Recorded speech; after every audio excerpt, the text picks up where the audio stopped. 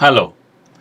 आज हम लोग HTML के नेक्स्ट पार्ट को देखेंगे जिसमें हम इमेज कैसे ऐड करते हैं और टेबल कैसे बनाते हैं। इन सब चीज़ों के बारे में, इन स्टैक के बारे में हम देखेंगे कि कैसे हम इमेज और टेबल को बनाएंगे। एक हमने यहाँ पे नया फाइल बना लिया जिसका नेम कुछ भी आप ले सकते हो, बट हमने जो नेम लिया है दैट इज, एक हमने नेम ले लिया, उसका नेम ले लिया test.html। ना, अब इस टेस्ट HTML में सबसे पहले हमने HTML का एक सिंपल, जो आप टेम्पलेट कहते हो, टेम्पलेट को इंसर्ट किया, टाइटल दे दिया image and table. First of all, image, अगर हमको इमेज किसी भी पेज पे इमेज आपको इंसर्ट करना है तो कैसे हम इमेज को इंसर्ट करेंगे। इमेज को इंसर्ट करने के लिए जरूरी है कि हम img टैग को यूज करें। img यानी कि इमेज, और इसमें हमारे दो एट्रीब्यूट होते हैं, मेनली दो एट्रीब्यूट हमारी रिक्वायरमेंट है। पहला है हमारा src यानी कि सोर्स, और दूसरा है हमारा alt यानी कि अल्टरनेट टेक्स्ट। सोर्स में नॉर्मली हम इमेज के नेम को देते हैं कि किस नेम को हमें यहाँ पे इमेज इंसर्ट करना है। src हमने दिया। बेसिकली जो इमेज है, हमारे इमेजेस फोल्डर में सारे इमेजेस पड़े हुए हैं, किसी एक इमेज को हम शो करना चाहते हैं तो उसके लिए हमको क्या करना होगा। src में हमने कहा डॉट का मीनिंग होता है करंट फोल्डर, और उसके बाद उस फोल्डर से हमने इमेज फोल्डर लिया और किसी भी एक इमेज को हमने यहाँ पे पिक कर लिया। नाउ ऑल्टरनेट, ऑल्ट टैग बहुत ही इंपॉर्टेंट रोल प्ले करता है। कई बार होता है कि इमेज नहीं मिल पाता है या इमेज लोड नहीं हो पाता है, तो उस केस में आप चाहते हो कि हमारे पेज पे इमेज के प्लेस पे लिखा हुआ आ जाए नो इमेज या इमेज नॉट फाउंड, जो भी आपकी मर्जी। हमने यहाँ लिख दिया नो इमेज, फाइन। अब ये इमेज हमारा इंसर्ट हो गया। हम इस इमेज को अपने पेज पे आउटपुट में देख सकते हैं। जस्ट हमने अपने पेज को रन किया, लाइव सर्वर पे ओपन किया, इसको, इमेज हमारे पास आ गया। इस इमेज को हम एडिट भी कर सकते हैं, यानी कि उसके कॉर्नर को, ये सब सारे हम चेंज कर सकते हैं, बॉर्डर चेंज कर सकते हैं। जब CSS हम पढ़ेंगे तो CSS सेक्शन में इसके बारे में हम डिटेल में पढ़ेंगे कि कैसे हम इमेज को और बेटर लुक दे सकते हैं। फाइन। नाउ एक चीज आप हमेशा याद रखिएगा, HTML में केवल हमारे टैग्स होते हैं। उन टैग्स, ये बेसिक टैग्स हैं, और उस टैग पे अगर आप लुक को लेके आना चाहते हो तो CSS हमें अप्लाई करना पड़ता है। CSS और HTML को आप अलग अलग नहीं कर सकते, सेपरेट नहीं कर सकते, वो एक ही है। क्यों एक है? जो HTML है वो HTML हमको केवल ये कहता है कि ये टेक्स्ट बॉक्स बनाने के लिए टैग ये है, बट वो टेक्स्ट बॉक्स बेटर कैसे लुक करेगा, उस पे एनिमेशन हम कैसे लेके आएंगे, ये सारे काम कौन करता है? तो CSS करता है। तो उस पार्ट को हम बाद में अभी देखेंगे, नेक्स्ट वीडियो में देखेंगे। अभी हम केवल HTML के टैग के बारे में आपको हम बता रहे हैं। नाउ अब HTML में अगर आपको कमेंट करना हो तो कमेंट कैसे करते हैं? कमेंट करने के लिए ये सिंबल होता है जिसके बीच में अगर आप किसी भी टैग को रख दोगे तो वो आपके पेज पे रन टाइम पे शो नहीं होगा। देखिए, पहले इमेज आ रहा था, अब हमने उसको कमेंट कर दिया तो ये हमारा इमेज शो नहीं हो रहा। नाउ अब हम क्या चाहते हैं कि हम टेबल बनाएं। टेबल का मीनिंग क्या होता है कि डेटा को फॉर्मेटेड मैनर में अगर हम शो करना चाहते हैं, डेटा को फॉर्मेटेड मैनर में अगर आप शो करना चाहते हो तो उसके लिए हम टेबल यूज करते हैं। टेबल में, एक टेबल के अंदर हमारे 3 पार्ट होते हैं। आप कह सकते हो कि टेबल को हम 3 पार्ट में डिवाइड करते हैं। पहला हमारा होता है टी हेड, यानी कि हेडर सेक्शन। दूसरा होता है टी बॉडी, यानी कि बॉडी, जो कंटेंट हमको चाहिए वो कंटेंट हम बॉडी के अंदर रखते हैं। और लास्ट यानी कि थर्ड हमारा होता है टी फुट, यानी कि फुटर सेक्शन में अगर आप कुछ चाहते हो तो उसको हम टी फुट के अंदर यूज करते हैं। बट जितने भी हमारे ये T head, T body and T foot हैं, ये सारे ऑप्शनल होते हैं। अगर आपके रिक्वायरमेंट नहीं है तो आप उसको इग्नोर कर सकते हो। तो कैसे हम टेबल बनाएंगे, यहाँ हम आपको एक टेबल बना के दिखा रहे हैं। टेबल का एक एट्रीब्यूट है बॉर्डर। बॉर्डर बाय डिफॉल्ट 0 होता है। अगर आप चाहते हो कि बॉर्डर यानी कि लाइनिंग आए तो आप यहाँ 1 2 3 4 5 जो भी आपको थिकनेस चाहिए, बॉर्डर थिकनेस, बॉर्डर थिकनेस क्या होता है, 1 यानी कि सबसे ठीक आएगा, 2 उससे ज़्यादा इंक्रीज हो जाएगा साइज उसका। आप ऐसे ही जैसे जैसे नंबर आप बढ़ाते जाओगे उसका थिकनेस बड़ा होता जाएगा, मोटा होता जाएगा, आप कह सकते हो। तो हमने यहाँ पे 2 लिया। नाउ उसके बाद हमने कहा अलाइन। अगर CSS नहीं है तो हमको ये चीज हम यूज करते हैं, बट CSS है तो CSS में हम डायरेक्ट लिख देते हैं, तो ये अलाइन करने की यहाँ पे टेबल में जरूरत नहीं होती है। सारे काम हम कहाँ से करते हैं, CSS से करते हैं। अलाइन हमने कहा सेंटर में, हमको सेंटर में चाहिए। Now cell padding, cell padding यानी कि पैडिंग स्पेस हमको कितना चाहिए, सेल के चारों तरफ सराउंडिंग पैडिंग हमको कितना चाहिए, तो हमने कह दिया 10 स्पेस चाहिए, 5 स्पेस चाहिए, जो भी आपको चाहिए। सेल स्पेसिंग यानी कि सेल के बीच में कितने स्पेस आपको चाहिए, तो वो भी हमने यहाँ पे 5 कर दी।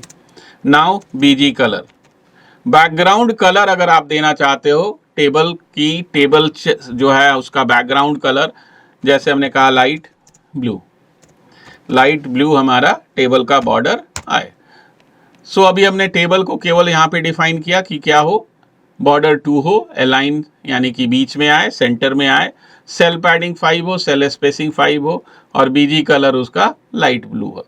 Now T head, T head यानी कि टेबल की हेडिंग, हेडिंग हम, हेडिंग के अंदर हम क्या चाहते हैं कि ये इंप्लॉय डिटेल्स हमारा हेडिंग में ऊपर लिखा हुआ है।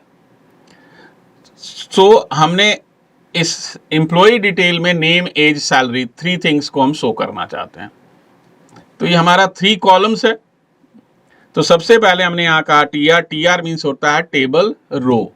एक रो को बनाने के लिए हम TR यूज करते हैं। हेडिंग हम देना चाहते हैं TH, टेबल हेडिंग, और ये 3 कॉलम के बीच में आए, तो हम यहाँ कॉल स्पैन 3 और अलाइन सेंटर हमने कह दिया। और क्या लिखना चाहते हैं हम, इंप्लॉय डिटेल्स। एंड ये हमारा पहला रो हो गया। सेकेंड रो में, हेडिंग में ही सेकेंड रो के अंदर हमने कहा TH, name, name of employ. Third, second column age, and third column salary. Now ये हमारा हेडिंग सेक्शन कंप्लीट हो गया। हेडिंग सेक्शन के बाद हम चाहते हैं बॉडी सेक्शन हमारा हो, तो उसे हमने कहा टी बॉडी। अब टी बॉडी में टेबल डेटा यानी कि एक्चुअल डेटा इसी सेक्शन में हमको इनपुट करना होता है। जैसे TR एक रो बनाया और इस रो में हमें 3 वैल्यू डालने हैं। पहला हमने कहा TD, नेम हमें इस पहले कॉलम में हमें क्या रखना है, नेम, तो हमने यहाँ पे नेम दिया सौरभ, एज 23 एंड सैलरी 45,000। ये मेरा एक रो हुआ। अब दूसरा रो हमने क्रिएट किया, इसमें हमने कहा TD, TD में हमने कहा नेक्स्ट नेम हमको क्या देना है, तो हमने कहा हिमकर, एज इनका कितना है, तो 45, और इनकी सैलरी कितनी है, तो हमने कहा 90,000। ये हमारा बॉडी सेक्शन हो गया। नाउ अब फुट सेक्शन में यानी कि लास्ट में हम क्या लिखना चाहते हैं, तो लास्ट में हमने कहा टी फुट। टी फुट में अगेन थैंक्स हम लिखना चाहते हैं, थैंक्स ऑल, और सेंटर में हम लिखना चाहते हैं, तो हमने यहां कहा TR।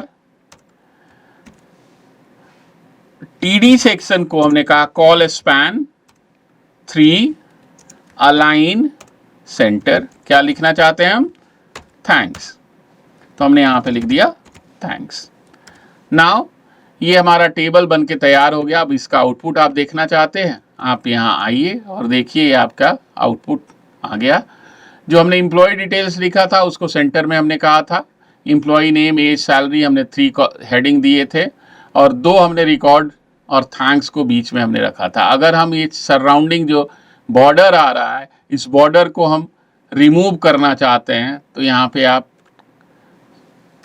बॉर्डर सेक्शन में जो बॉर्डर हमारा 2 है इसको आप 0 कर दीजिए, अब बॉर्डर नहीं आएगा। नाउ सेल पैडिंग और सेल स्पेसिंग को भी हम यहाँ आपको डिटेल में, अगर ये सेल पैडिंग क्या होता है, ये स्पेस जो है उसके बारे में है।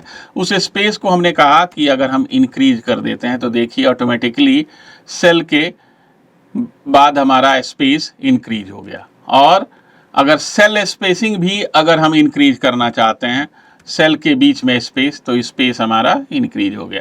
तो डिपेंडिंग ऑन रिक्वायरमेंट एंड आप लुक के हिसाब से हम इसको यहाँ पे सेट करते हैं कि सेल पैडिंग कितना चाहिए, सेल स्पेसिंग कितना चाहिए, ये सारे चीज़ हम इस पे डिटेल में पुट करते हैं। बट अगर हम CSS यूज करेंगे तो CSS के केस में हमें क्या करना होगा, CSS हम यहाँ पे लिखते हैं और ये सारे border, align, cell padding, cell spacing, BG colour, ये सारे चीज़ हम CSS के थ्रू अप्लाई करेंगे।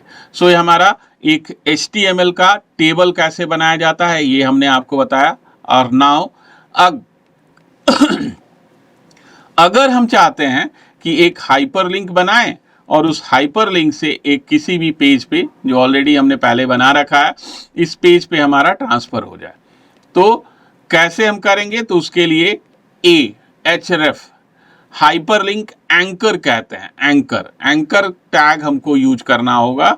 और एंकर टैग कैसे यूज करते हैं, href का मीनिंग क्या होता है, रेफरेंस, हाइपर रेफरेंस, यानी कि किस पेज पे जाना है उस पेज का कंप्लीट URL।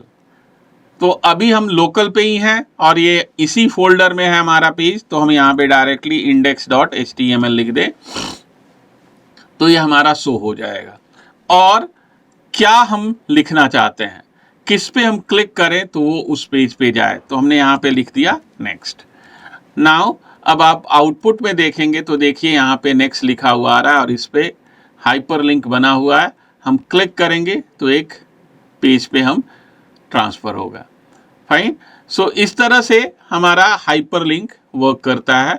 और भी छोटे छोटे टैग्स हैं जिसको कि हम यहाँ पे आपको बता रहे हैं। अभी इस टेबल में अगर आपको कोई भी प्रॉब्लम आता है तो आप कमेंट सेक्शन में कमेंट जरूर कीजिएगा, कमेंट हमको बूस्ट करेगा और बेटर बनाने के लिए। नाउ अब हम टेबल को रिमूव कर रहे हैं और दूसरे टैग्स के बारे में आपको बताने जा रहे हैं। सो टेबल को हमने यहां से रिमूव कर दी। देन कई बार आपने देखा होगा कि एक कोई भी इंफॉर्मेशन आता है शॉर्ट फॉर्म में और उस पर जब हम अपने माउस को लेके जाते हैं तो उसका एक्सप्लेनेशन या कंप्लीट फॉर्म आपको दिखाता है। जैसे सपोज हमने यहाँ पे कहा कि हमको एब्रीविएशन, ABBR उसको कहते हैं abbreviation, title United state of America या यूनाइटेड नेशन, UN, और आपने यहाँ UN दे दिया। जब हम आउटपुट पे देखेंगे तो यहाँ UN लिखा हुआ आ रहा है, बट जैसे ही आप उस पे लेके जाओगे तो वो क्या दिखा रहा है, यूनाइटेड नेशन।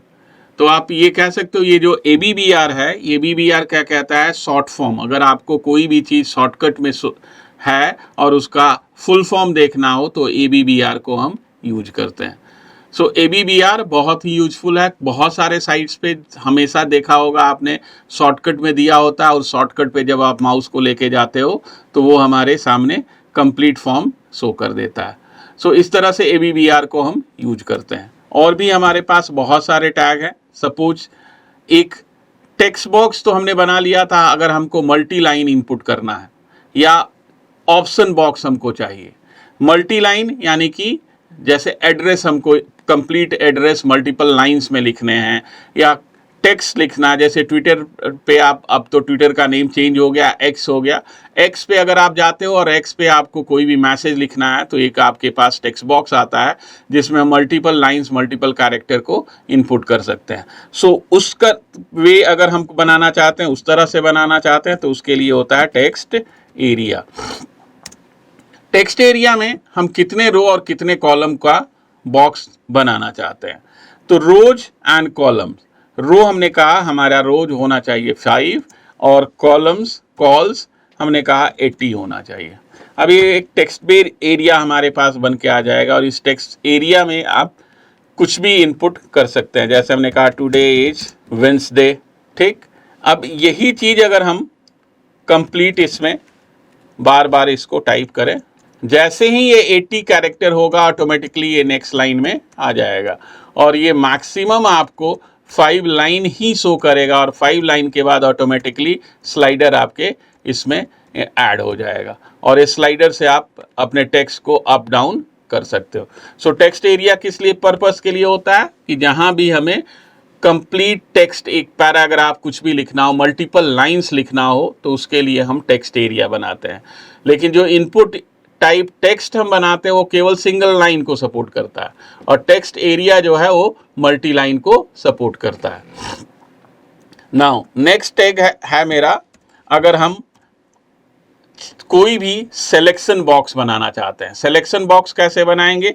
सिलेक्शन बॉक्स बनाने के लिए जैसे सपोज हमने कहा कि हमको डेजिग्नेशन के लिए बनाना है सिलेक्शन बॉक्स, तो उसके लिए हम लिखते हैं सेलेक्ट आईडी, जो भी आप आईडी देना चाहते हैं, जैसे हमने कह दिया डेजिग्नेशन, और इसके अंदर हम ऑप्शन वैल्यू रिटर्न करता है, जैसे हमने कहा मैनेजर, और शो क्या करना है वो हम यहाँ पे लिखते हैं।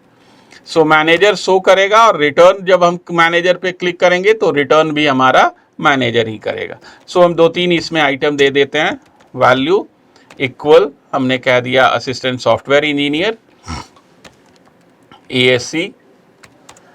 थर्ड हमने कहा ऑप्शन वैल्यू SC यानी कि सॉफ्टवेयर इंजीनियर, और ऑप्शन वैल्यू हमने कह दिया PN।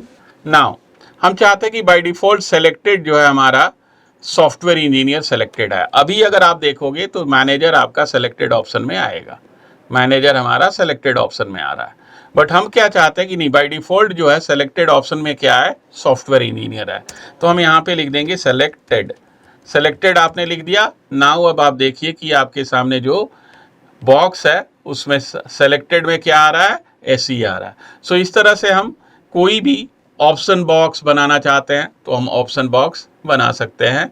ये हमारा मल्टीपल चॉइस के लिए होता है। अगर आप इसमें अभी ये सिंगल कर रहा है, अगर आप यहाँ पे मल्टीपल दे दें तो मल्टीपल के केस में क्या होगा कि अब हमारे पास मल्टीपल वैल्यू शो होगा। हम इसमें से मल्टीपल वैल्यू सेलेक्ट कर सकते हैं बाय प्रेसिंग कंट्रोल प्रेस करके आप मल्टीपल को सेलेक्ट कर सकते हो। सो ये डिपेंड करता है कि आपकी रिक्वायरमेंट क्या है, कि सिंगल वैल्यू सेलेक्ट करना है या मल्टीपल वैल्यू सेलेक्ट करना है। उसके अकॉर्डिंग टू हम यहाँ पे मल्टीपल लिखते हैं या मल्टीपल। बाय डिफॉल्ट सिंगल होता है, मल्टीपल हमें एज पर रिक्वायरमेंट पुट करना होता है। सो आज के वीडियो में इतना ही।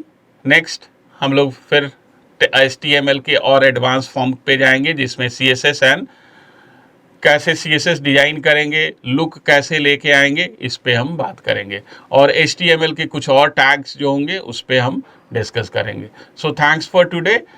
कोई भी अगर आपको प्रॉब्लम है आप कमेंट सेक्शन में ज़रूर लिखिए, और लाइक एंड सपोर्ट अगेन हम कहेंगे, अभी तक आप आपने सब्सक्राइब नहीं किया है तो you must be subscribe my channel code squad, so that कि हम इसको और बेटर लुक और बेटर इंफॉर्मेटिव बना सकें। थैंक्स।